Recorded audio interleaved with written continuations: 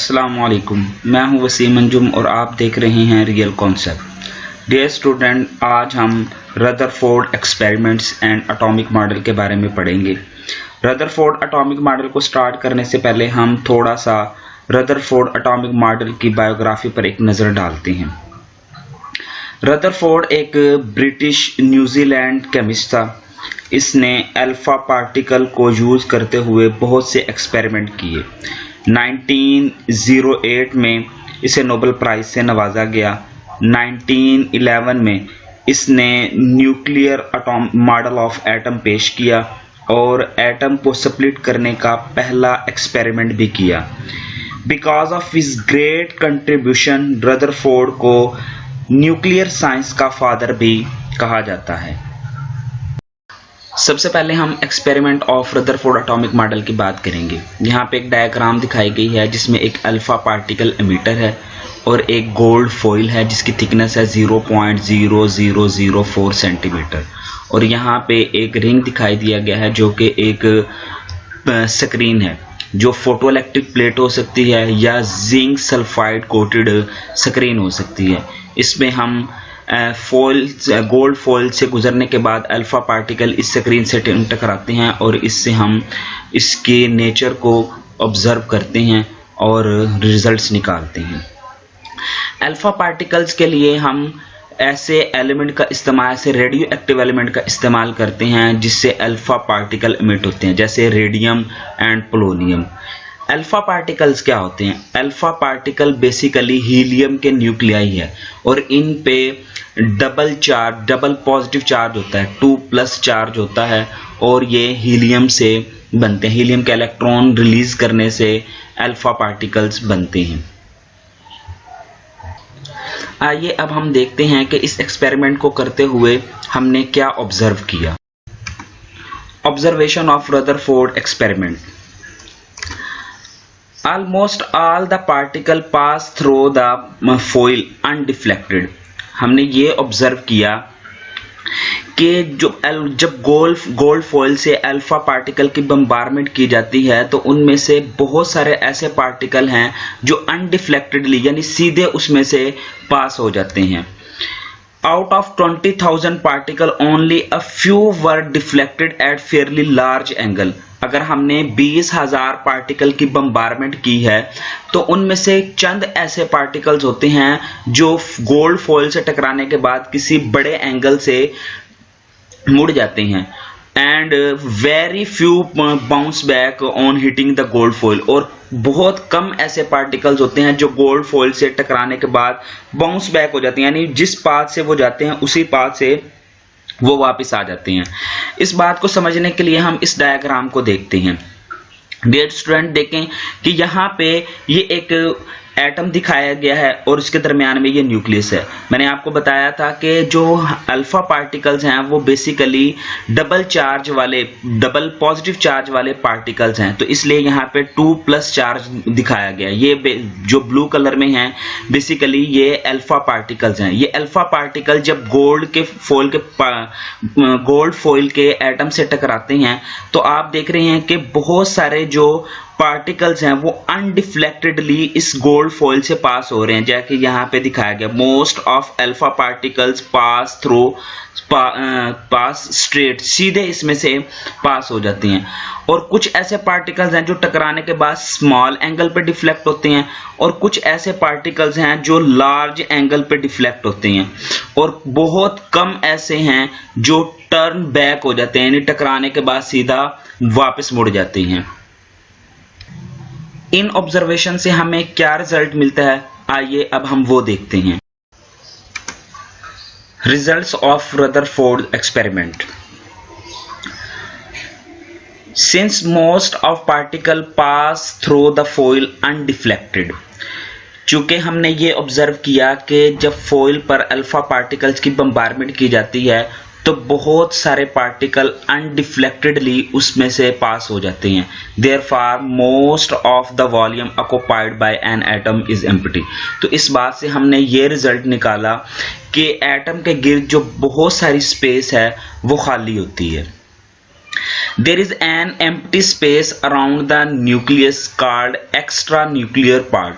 जो एटम के गिर्द जो खाली जगह होती है, जो फ्री स्पेस होती है, उसको हम एक्स्ट्रा न्यूक्लियर पार्ट कहते हैं. In this part electron are present, और इस पार्ट में इलेक्ट्रॉन प्रेजेंट होते हैं.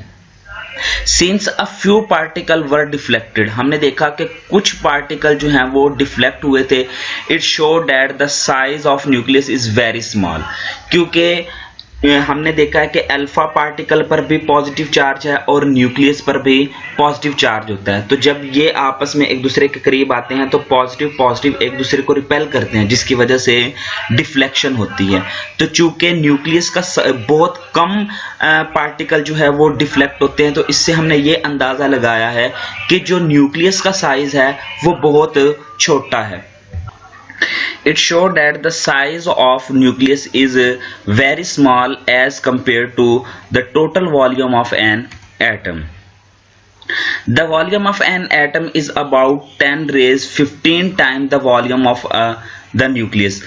जो एटम का टोटल एटम का जो वॉल्यूम होता है वो न्यूक्लियस के वॉल्यूम से 10 रेज 15 पावर 15 टाइम बड़ा होता है. यानी ये एटम का जो साइज है वो बहुत बड़ा होता है.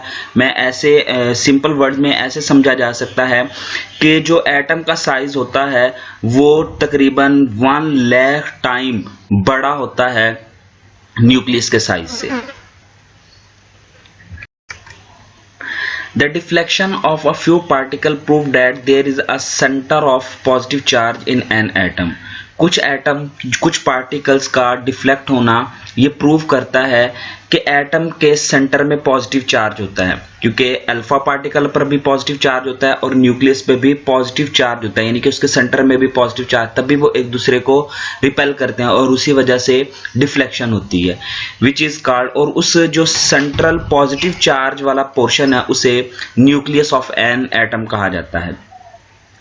An atom consists of a heavy positive charge nucleus. Her atom में heavy positive charge वाला एक न्यूक्लियस होता है, where all proton and neutrons are present. और वहाँ पे प्रोटॉन और न्यूट्रॉन पाए जाते हैं. Proton and neutrons are collectively referred to as nucleons. Protons और न्यूट्रॉन्स को कलेक्टिवली न्यूक्लियॉन्स कहा जाता है, क्योंकि ये न्यूक्लियस में रहते हैं दोनों, इसलिए इनको न्यूक्लियॉन्स कहा जाता है. Almost whole of the mass of the atom is contributed by these nucleons.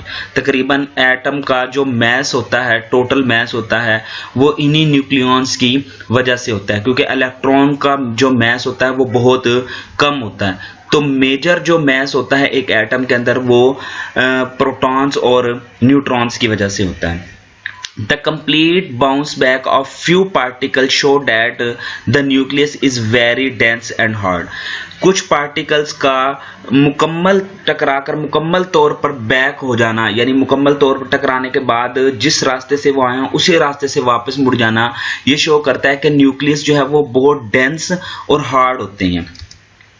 The diameter यानी the size of atom is 1 lakh time the diameter of the nucleus. यानी जो एटम का साइज होता है वो 1 लाख गुना जो है वो बड़ा होता है न्यूक्लियस के साइज से. An atom as a whole is neutral. Therefore, the number of electron in an atom is equal to the number of proton. As a whole एक एटम न्यूट्रल होता है, क्योंकि जितने उसमें प्रोटॉन होते हैं उतने ही इलेक्ट्रॉन होते हैं. हम जानते हैं इलेक्ट्रॉन पर नेगेटिव चार्ज होता है और प्रोटॉन पर पॉजिटिव चार्ज होता है. तो हम यूं कह सकते हैं कि एक एटम में जितना नेगेटिव चार्ज होता है उतना ही पॉजिटिव चार्ज होता है. वो दोनों एक दूसरे के इफेक्ट को कैंसिल कर देते हैं और एज अ रिजल्ट एक atom as a whole neutral होता है. Electron revolve around the nucleus in close orbit with high speed.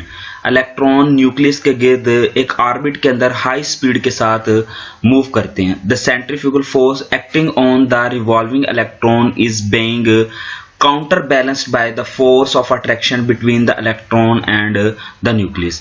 Electron पर नेगेटिव चार्ज होता है और न्यूक्लियस पर पॉजिटिव चार्ज होता है। इनकी अपोजिट फोर्स की वजह से ये एक दूसरे को अट्रैक्ट करते हैं और उसी अट्रैक्शन की वजह से इलेक्ट्रॉन एक सेंट्रीफ्यूगल फोर्स पैदा होती है। इलेक्ट्रॉन्स और न्यूक्लियस के दरमियान एक सेंट्रीफ्यूगल फोर्स होती है और इलेक्ट्रॉन न्यूक्लियस के गिर्द रिवॉल्व करते रहते हैं विद हाई स्पीड।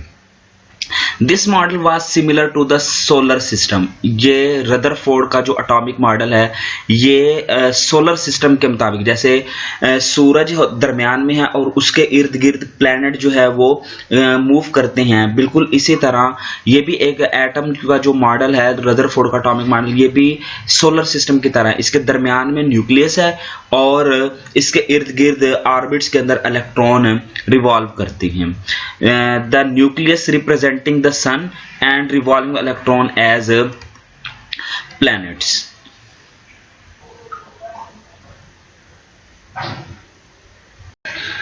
रदरफोर्ड के मॉडल को सोलर सिस्टम जैसा कहा तो जाता है, लेकिन इन दोनों में कुछ डिसिमिलरिटीज भी हैं और वो क्या हैं आइए देखते हैं।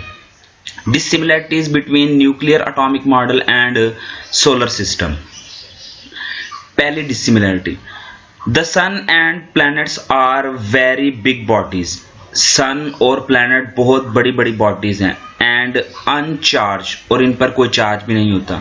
while the nucleus and the electrons are very small object and charge, जबकि न्यूक्लियस और इलेक्ट्रॉन बहुत छोटे पार्टिकल्स हैं, बहुत छोटे ऑब्जेक्ट हैं और इनके ऊपर चार्ज भी होता है।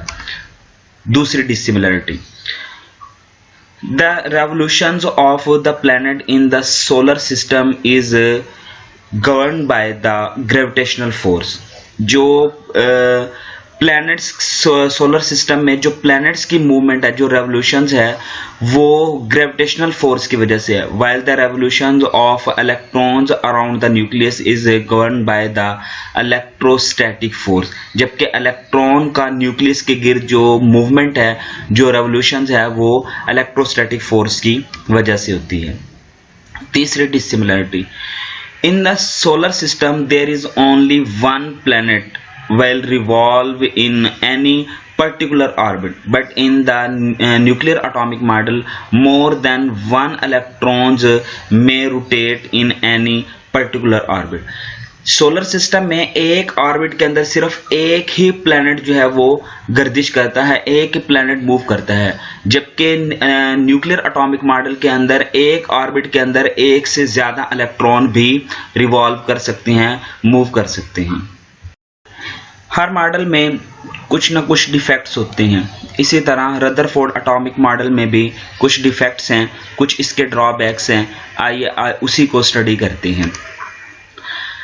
Rutherford atomic model basically classical theories of radiations पर डिपेंड करता है, इसलिए यहाँ पे लिखा गया है according to the classical theory of radiations electrons being the charge particle should release और इमिट एनर्जी कॉन्टिन्यूसली।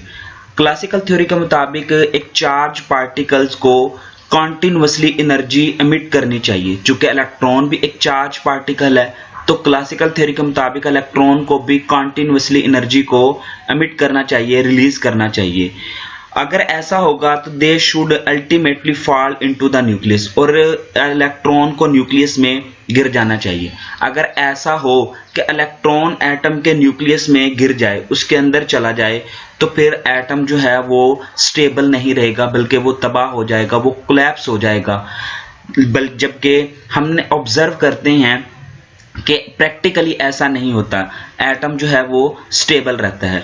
इस डायग्राम से इस बात को समझें कि जैसा कि आपको नज़र आ रहा है कि यहाँ पे इलेक्ट्रॉन है, यहाँ पे न्यूक्लियस से जितना हम दूर होते हैं उतनी ज़्यादा उसकी एनर्जी होती है। जब ये इलेक्ट्रॉन एनर्जी को रिलीज़ करेगा तो एनर्जी को रिलीज करने की वजह से इसकी एनर्जी कम होगी और ये हाई एनर्जी ऑर्बिट से लो एनर्जी ऑर्बिट में चला जाएगा।